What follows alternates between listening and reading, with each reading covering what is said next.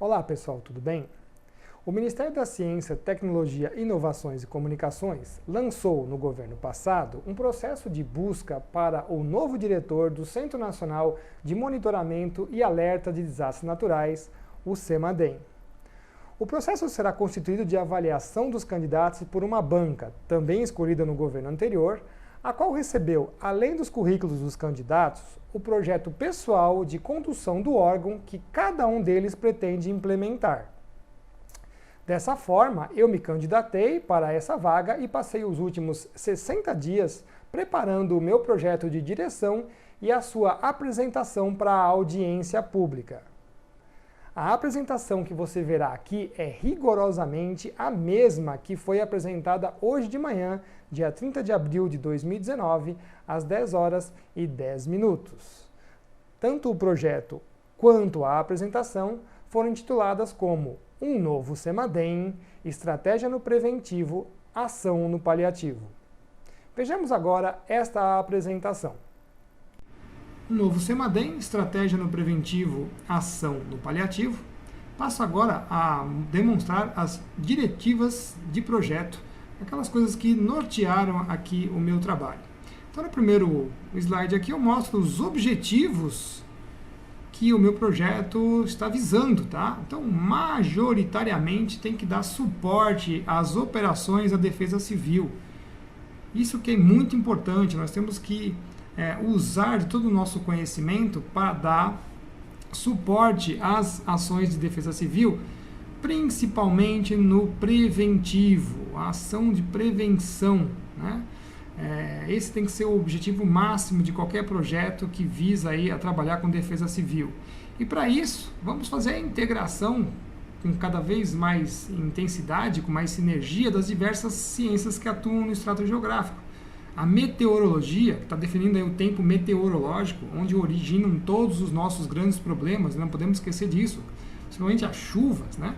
A hidrologia, a geologia, a força da ciência integradora da geografia, né? Localização dos grandes adensamentos populacionais, vertentes, etc. Então, tudo isso fazendo parte aí dos objetivos desse projeto. Como introdução às diretivas de projeto, a gente trouxe aqui os fatores que nortearam esse trabalho. O primeiro deles, as características físicas gerais do nosso país. Né? Quais são as suas dimensões, como é que é a distribuição de terras, os rios. Né? Isso tudo são fatores importantíssimos que têm que ser levados em conta.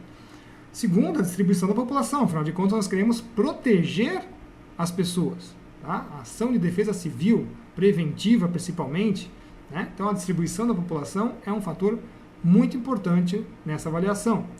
E, logicamente, a localização das forças produtivas, aonde estão as fontes de riqueza do nosso país, que também precisam ser protegidas dos desastres naturais. Então, primeiramente, população, segundo, as forças produtivas. Nesses termos, quando a gente observa isso, no próximo slide, conseguimos fazer essa avaliação e observamos 5 pontos principais e notórios que precisam ser levados em conta. Primeiro, então, realmente, as dimensões do nosso país. O país tem dimensões continentais, mais de 8,5 milhões de quilômetros quadrados, com uma distribuição de terras que tendem a ser muito mais equatoriais e continentais, afunilando para as latitudes médias. Então, tudo isso tem uma grande influência em outros fatores. Um deles, por exemplo, das bacias hidrográficas. Então, nós temos aí as maiores bacias hidrográficas do mundo. Como é que a gente vai fazer uma avaliação dos problemas de defesa civil, dos riscos, gerenciar esses riscos, né, os desastres naturais, sabendo que nós temos as maiores bacias hidrográficas do mundo, né, que vão deter aí uma quantidade colossal de águas. Nosso país, pelas suas próprias dimensões, também vai ser multiclimático e multimeteorológico. Nisso nós estamos falando de várias escalas, né? Então, na parte climática, você vê que o país está distribuído, inserido, imerso em vários tipos de clima. Ao mesmo tempo, está sob domínio de várias formas de tempo meteorológico, ou seja, frentes em algum lugar, complexos convectivos em outro, chuva orográfica, posição de anticiclones, enfim, né, zona de convergência intertropical. Tudo isso está associado também a escalas, não só escalas temporais, mas também a escalas locais, né? Quais são a distribuição regional disso aí tudo. Depois nós temos aí a população que está atualmente concentrada no urbano. Então, a maior parte da população do Brasil hoje já está concentrada nas áreas urbanas. Então nós temos que ver como fazer uma observação sobre essa população. Também sabemos que a maior parte da riqueza está concentrada no rural, né? Hoje o que paga o PIB do Brasil, majoritariamente, é a riqueza que está encontrada no meio rural. Como é que a gente também pode atuar na defesa desse patrimônio? Tudo isso aí tem que ser levado em conta para um projeto de defesa civil e defesa de desastres naturais. Então, quando a gente observa isso, logo de cara, dentro do Sistema Natural Terrestre de Superfície, com o objetivo da defesa civil, a nossa principal atenção vai ter que ser voltada para a atmosfera, porque a atmosfera é o ente de maior mobilidade, é ele que causa todo o estopim dos grandes problemas, né? Então a atmosfera está trazendo aí água através das chuvas, vento e às vezes até a ausência com secas. Então, uma visão, primeiro, climática e a outra de meteorologia, que é o nosso dia a dia, a atmosfera sempre vai aparecer como o ente de maior mobilidade e o principal precursor dos grandes problemas. E a atmosfera é o grande vetor da água, né, que vai então interferir na hidrosfera, aumentando a vazão de rios, a calha dos rios, processos de enchente, enxurradas, né, inundações, tá? Alterando levemente o relevo no tempo geológico, mas está alterando drasticamente o solo, porque solos altamente encharcados podem causar deslizamentos. Então, a atmosfera tem que ser o nosso principal foco aí para o nosso objetivo de defesa civil.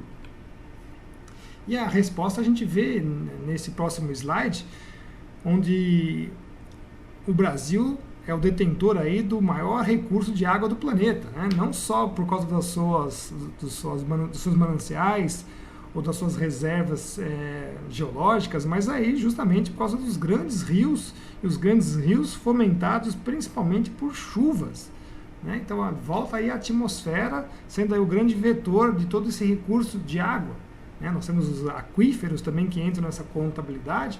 Mas vejam aí, o Brasil, então, tem que se preocupar muito com a água, no sentido de que ela pode ser uma grande causadora de desastres naturais. E logo depois do Brasil, a gente também pode ver por esse mapa que os países andinos aí vêm em segundo lugar, né? Então, no próximo slide, a gente já traz aí a problemática do nosso objetivo de trabalhar a defesa civil numa visão de planejamento geoestratégico, só que com a problemática de ter um imenso território do qual ele é abastecido, ele traz aí com ele um grande leque de opções de relevo, de vegetação, biomas, clima, ação do tempo meteorológico. Então, como é que eu consigo fazer uma avaliação integradora de tudo isso, objetivando salvar vidas, né? Verificar a ação dos desastres naturais, tentar evitá-los ao máximo, a nossa ação preventiva sobre tudo isso. Quase que fica impossível de fazer, não é? Nós temos então que trazer uma solução, e essa solução vai ser a análise regional. Então, a solução para isso seria a análise regional. A análise regional, ela nos traz grandes vantagens. Uma delas, por exemplo, é uma melhor observação dos objetos. Você não tem agora a preocupação do todo, você consegue fazer a análise regional, a observação mais precisa dos objetos, porque você tem um conjunto menor para observar. Essa é uma primeira premissa que vale muito a pena de ressaltar aqui. Então você faz delegações, pessoas pegam pedaços menores de observação, tá, desses objetos. Isso vai facilitar e vai melhorar cada vez mais o nosso trabalho de prevenção. Justamente porque no segundo item ali, ó, maior controle por efetivo de turno, demonstra isso. As pessoas não vão ter como abarcar o país inteiro. Então, as pessoas que trabalham de forma regionalizada fecham as suas observações sobre um conjunto menor e, por isso, dá um resultado melhor, né? Então, a possibilidade de análise multiescalar, como está o nosso terceiro ponto ali. As pessoas que estão trabalhando com isso, fazendo análise multiescalar, elas conseguem sair de um todo maior para um grupo menor. Então, por exemplo, a ação do tempo meteorológico, que vai pegar uma vasta região. Se você está fazendo uma análise regional, você consegue mostrar quais são os conjuntos das suas regiões que vão estar suscetíveis àquele tempo meteorológico. Isso, inclusive, nos leva à quarta situação ali, que é a possibilidade de controlar isso em forma de temporadas. Você sabe, por exemplo, que os sistemas frontais atuam em determinado tempo do ano. Então, isso daí ajuda você a fazer uma melhor análise multiescalar do item anterior também. Tá? Então, é um trabalho que opera em sinergia entre você saber quais são os tempos meteorológicos, quais são os tempos cronológicos e quais são os espaços, então quais são as áreas. Nós estamos trabalhando então na corologia, né? Quais são as áreas que vão estar suscetíveis àqueles tempos. Isso ajuda também, através de uma análise regional, a melhorar o nosso objeto, o nosso objetivo final, que é a defesa civil. Então, quando isso acontece, através de uma análise regional, a nossa última opção ali, descentralizar a tomada de decisões, a própria análise regional, através dos seus centros regionais, permite que essa decisão seja tomada mais rapidamente, tendo uma efetividade melhor para quem precisa desse produto, que é aí a defesa civil. Tá? Agora, no slide seguinte, apresentamos o grande dilema: como regionalizar? Né? Tá aí o nosso país, como é que eu posso fazer essa regionalização? Será que serve IBGE? Será que serve político? Será que é só fazer uma grade? Como é que eu vou fazer a regionalização? Porque quando eu observo o slide seguinte, onde nós temos aí o mapeamento de vários objetos, então na verdade o mapeamento são modelos, né, representações bastante ainda simplórias dos objetos que nós temos aí na geografia. Então a divisão regional do IBGE, os adensamentos populacionais, o nosso relevo, né, a nossa formação geológica, as bacias hidrográficas, os nossos biomas divididos aí, associados aos climas. Como é que a gente vai fazer essa avaliação? Então, podemos propor alguns modos de regionalizar para ter um melhor controle efetivo para o nosso objetivo, que é prevenção de desastres naturais para a defesa civil. Então, no slide seguinte, a gente traz aí um olhar multiescalar. Então, está aí o território brasileiro, mas logo em seguida eu faço um pequeno transecto ali e mostro que só nesse pequeno transecto já aparece aí um monte de problemas, né? Então, um transecto que pega aí desde o litoral até o interiorzinho ali da Serra da Mantiqueira. Então, uma planície costeira que você tem uma quantidade de chuvas que oscilam de 2.000 a 2.500 milímetros.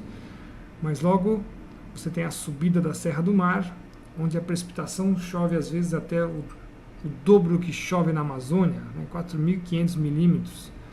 Depois você tem um lugar um pouco mais seco, entrando aí no Vale do Paraíba. Depois você volta a ter totais pluviométricos também elevados, significativos, até chegar nas chuvas da Serra da Mantiqueira a 2.000 milímetros. Depois diminuindo novamente. Então, cada um desses elementos, cada um desses objetos que nós estamos aí a perceber, vão trazer desdobramentos diferenciados. Então, todos esses elementos já nos mostram diversos problemas que podem acontecer, principalmente, por exemplo, aí na vertente que está a Barlavento, na Serra do Mar, com 4.500 milímetros. E quando a gente observa essa situação é muito corriqueira de Ubatuba, em São Paulo, até o Rio de Janeiro. Tá? E quais são os problemas relacionados a isso? A gente pode ver que numa figura de cima, aqui, onde nós temos as vertentes, as inclinações de vertente, a quantidade de solos que estão presentes nessas vertentes. Então, uma chuva muito intensa, numa vertente bastante inclinada, em que o solo já é raso, é facilmente possível de liquefazer esse solo e ter grandes escorregamentos. E se tivermos população próxima disso, já sabemos quais são os resultados. Tá? E na outra figura, a gente faz aí um recorte de um rio bastante meândrico, onde você tem tanto planícies, então planícies que podem ser inundadas, quanto vertentes inclinadas. Todos esses fatores devem ser levados em conta. Então, como é que a gente vai conseguir trabalhar com todos esses elementos num país gigantesco? Não dá. Tem que ser de forma regional e dentro da forma regional ainda bastante especializada. Então, no slide seguinte, eu trago essas informações das diretivas do projeto para regionalização, onde a gente elenca aí as diversas formas de regionalizar, mas as diretivas, ou pelo menos o que a gente poderia mais observar nessa forma de regionalizar, né, como diretivas mesmo, a gente elenca aí o próprio efetivo atual de pessoas que está destinada a esse trabalho. Como é que a gente vê esse pessoal, o empenho e a delegação desse pessoal para esse trabalho?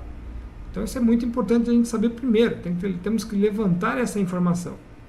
Depois, qual é todo o material que nós aqui do CEMADEM teríamos e quais são os materiais que já existem de terceiros, de prefeituras, de estados, que podem ajudar nesse trabalho. Então dá para fazer uma sinergia para não ter que gastar recursos a mais. Terceiro, é o agrupamento desses objetos que serão monitorados. Então vejam só que quando a gente faz aí a regionalização, para não sobrecarregar o número 1, que é o efetivo, como é que a gente pode distribuir esses objetos que devem ser monitorados? Então, definiríamos quais são as áreas de atuação, a qualificação desses objetos, né? São pessoas, são forças produtivas, que tipo, né?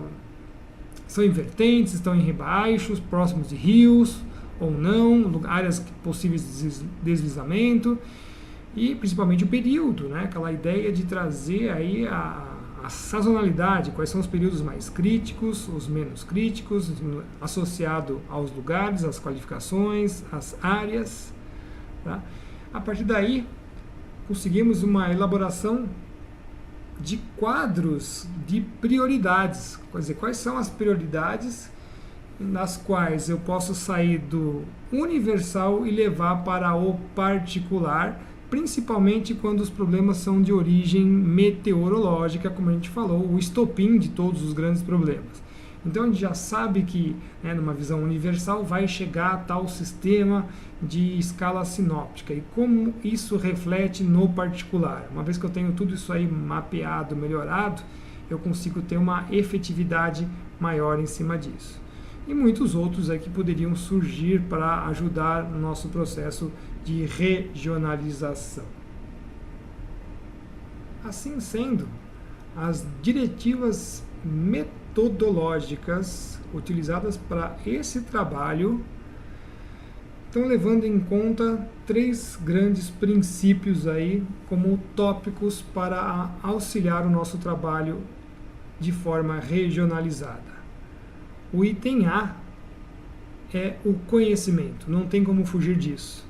um mapeamento completo, regional, múltiplo escalar.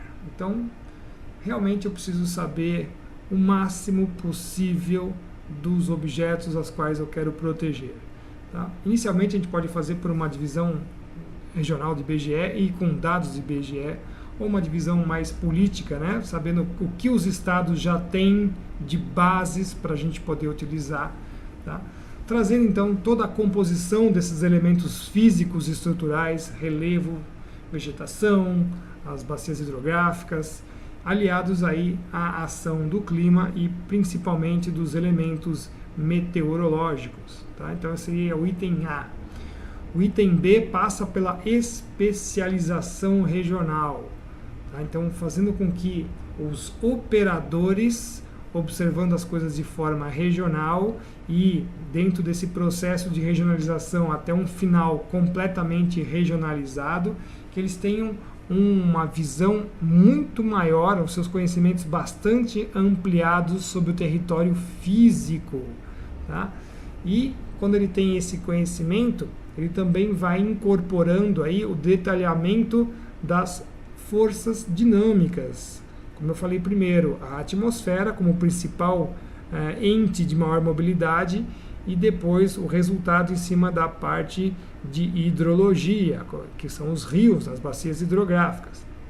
E finalmente, no item C, aumentar a experiência técnica. Então, quando você tem as pessoas mais especializadas regionalmente, essas pessoas têm um maior entendimento das particularidades e principalmente dos problemas associados a esses determinados lugares. Né? Então, essa ideia de regionalizar ajuda totalmente os itens anteriores e principalmente quando você trabalha na defesa civil por uma óptica regionalizada, você vai ter aquilo que a gente chama do HCLC, que é o homem certo no lugar certo. Então a pessoa já consegue dar uma decisão preventiva com mais propriedade, inclusive com mais velocidade, auxiliando aí nos nossos trabalhos de defesa civil, que é a meta que a gente está buscando. Então esses aí são nossos tópicos para regionalização. A partir de agora, no slide seguinte, vamos falar um pouquinho mais sobre essas diretivas aí no item A, né, mapeamento regional múltiplo escalar.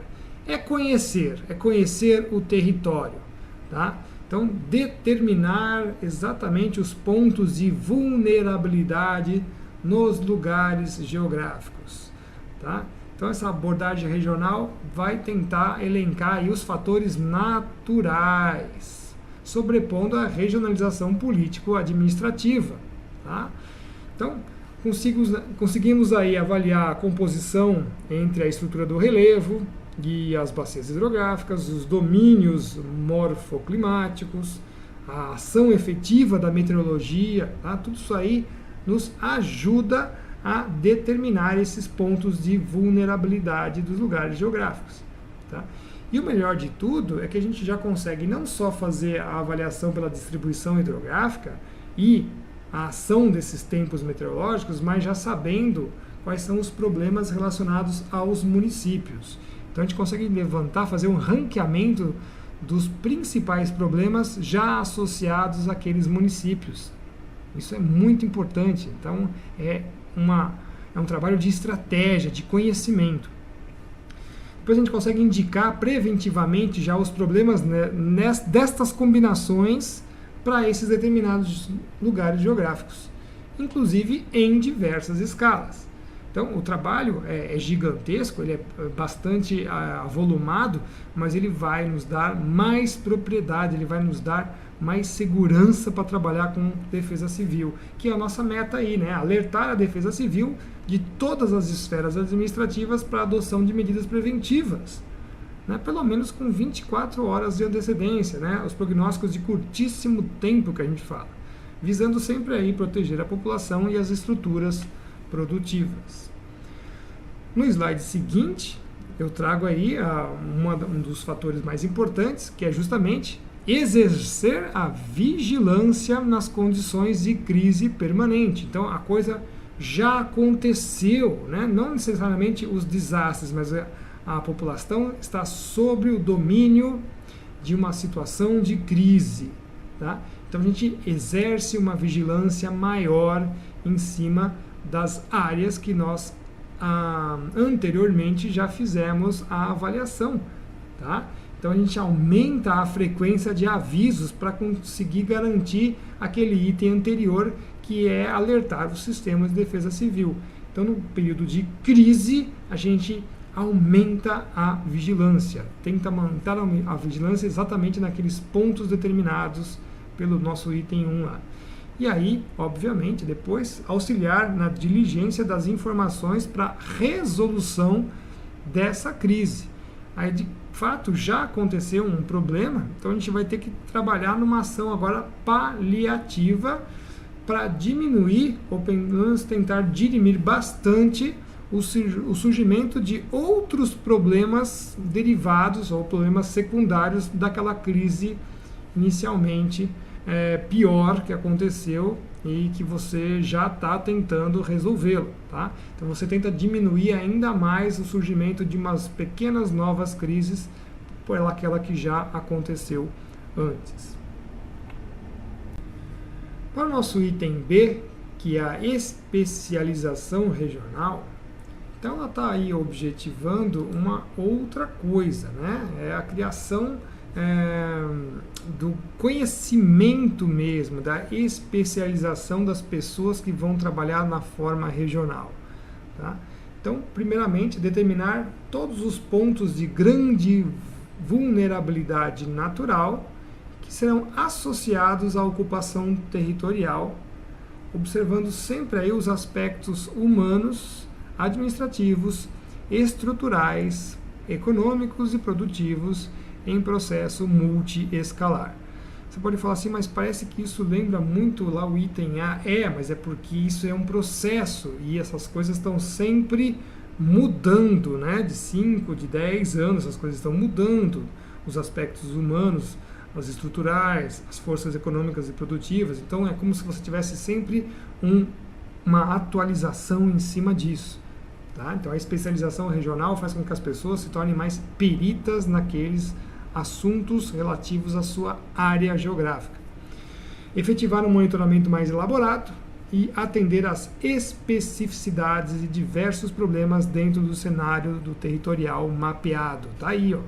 Tá? Você já tem tudo isso mapeado no item A e você começa, através do seu conhecimento cada vez mais aprimorado da sua visão regional, a melhorar o seu monitoramento. Tá? Ele vai ficando cada vez mais elaborado. É a criação daquela situação de feeling que a pessoa tem já com o seu objeto. Então essa é a ideia que nós estamos trazendo aqui. E, claro, né, atualizar os cenários territoriais regionais com as novas demandas das mudanças geográficas. Né? O espaço geográfico ele está em constante mudança. Então, isso também tem que ser o tempo todo revisto. Tá? Temos que sempre fazer uma análise o mais atualizada possível, porque de repente numa vertente já não tinha lá habitações de pessoas que não estavam vulneráveis e agora passou a ter. Então isso aí nós temos que atualizar, tem que mudar a sua visão sobre uma determinada área. Finalmente, o item C, cada vez mais que você aproxima os nossos operadores, o pessoal operacional dessas particularidades regionais, eles vão criando, né, um conhecimento mais aprofundado. Então, o treinamento do pessoal operacional nas particularidades dos problemas regionais e locais, né, trabalham aí dentro desse processo multiescalar, vão, obviamente, resultar numa maior experiência direta sobre esses mesmos, como a gente falou lá no final do item B. Tá?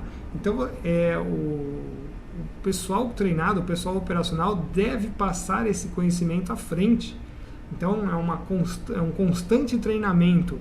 Cada conhecimento a mais que eu adquiro, da minha visão regional sobre determinados objetos, eu consigo transferir esse conhecimento para frente para as novas pessoas que vão entrando na área operacional.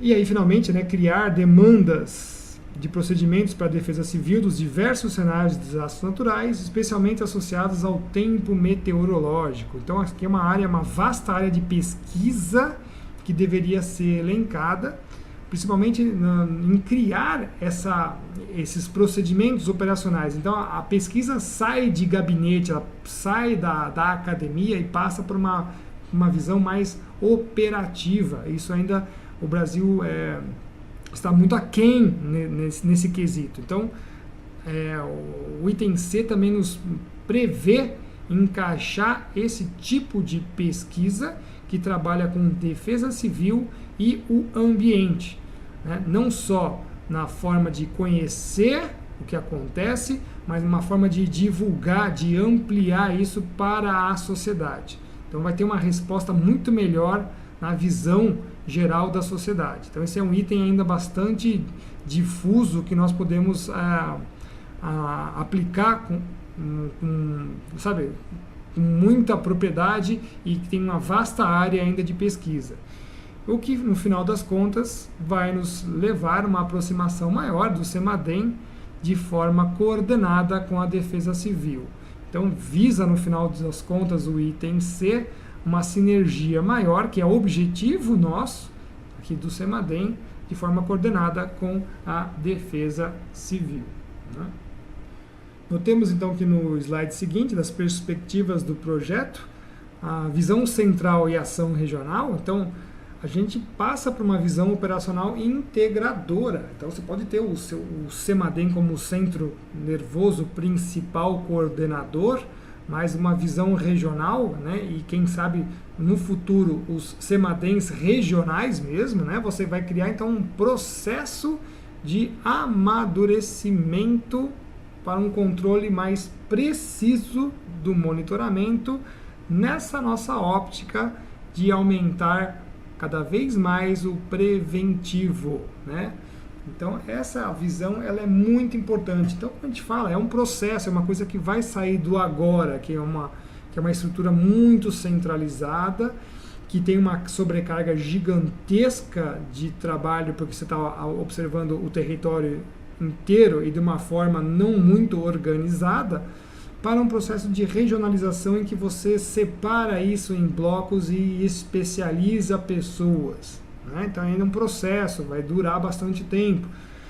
Criam-se novas estratégias de apoio após os incidentes, como a ação no paliativo. Então também uma pessoa mais especializada de forma regional, ela consegue cada vez mais entender e criar processos e estratégicos para atuar após os incidentes, quando já aconteceu, tá? Importante também que vão servir de embrião para a regionalização definitiva, que é a coisa que a gente quer fazer, inclusive das decisões, do controle e do monitoramento. Usar aí os diversos agentes governamentais e de forças produtivas.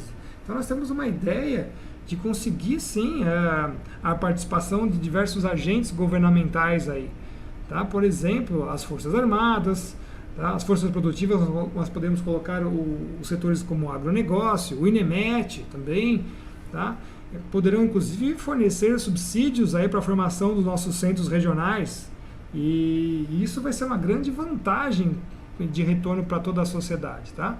Então, a aplicação de métodos de descentralização e regionalização, como delegação, outorga, ou até finalmente divisão, implementação, né, são todas coisas que podem ser colocadas aqui nesse nosso grande, como eu coloquei lá em cima, processo de regionalização.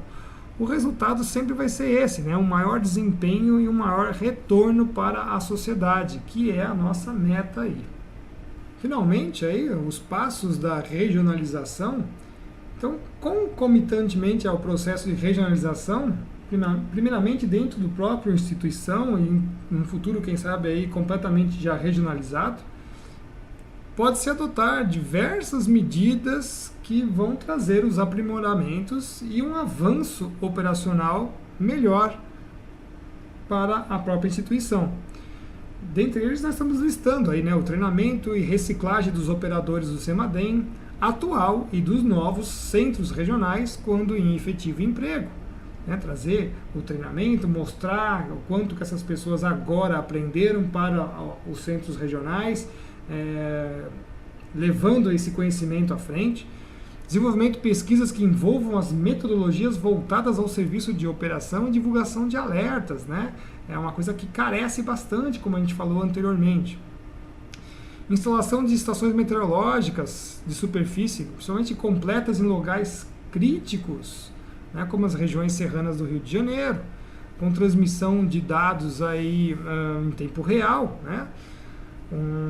Substituir essas estações pluviométricas que são mais simples, colocar coisas mais completas para nós termos mais informações, mais dados, uma coisa assim extremamente necessária, né?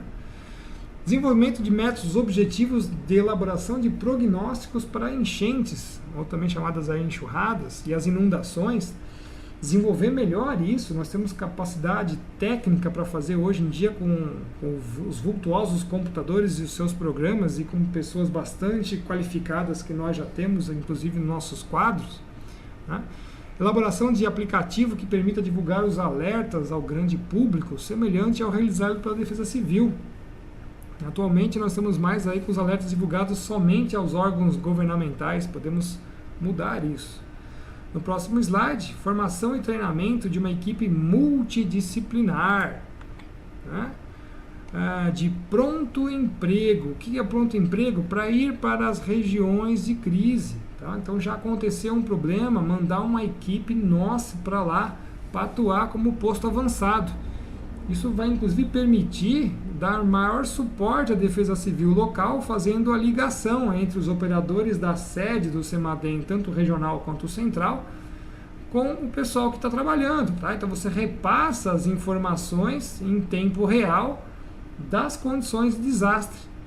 E esse processo de intercâmbio de informações, ela chega a ser vital para os momentos de crise, porque as equipes que estão trabalhando, junto com o Corpo de Bombeiros, com o grupamento de busca e salvamento, o grupamento de resgate, né, eles vão precisar dessas informações para atuar de repente. Vai vir mais uma chuva, eu posso conseguir enfrentar esse problema?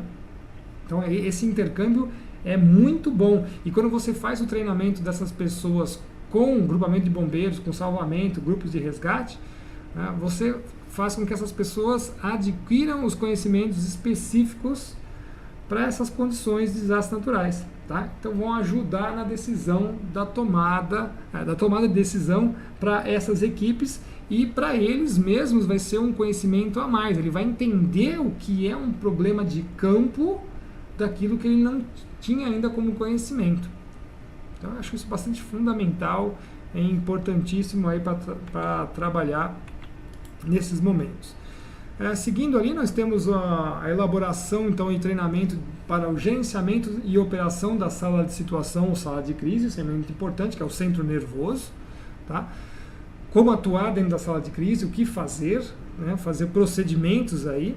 8. Elaboração de treinamento de uma equipe de análise pós-desastre, a qual participaria em campo.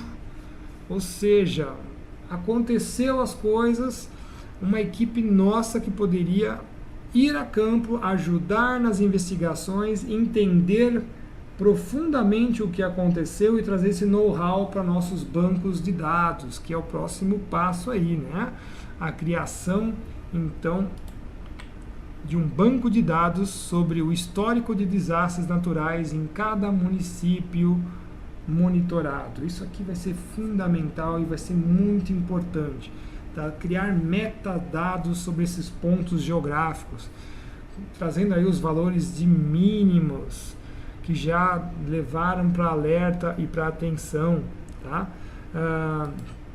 Trazer, por exemplo, a correlação das informações pretéritas, o que aconteceu antes, que já levaram a problemas. Tá? Como, por exemplo, as precipitações em 24 horas. O que aconteceu em 24 horas? Quais foram as máximas que já trouxeram problemas? Quais foram os níveis aí do rio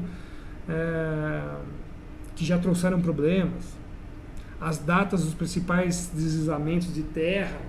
Então, esse banco de dados, trazendo essas informações todas, esses históricos, vão ajudar bastante na decisão, na tomada de decisões, nas decisões que serão tomadas, inclusive dentro do próprio CEMADEM, quais são os alertas prioritários e muito mais. Tá? Por isso que a gente colocou esse item como um dos mais importantes de todos os passos para a regionalização.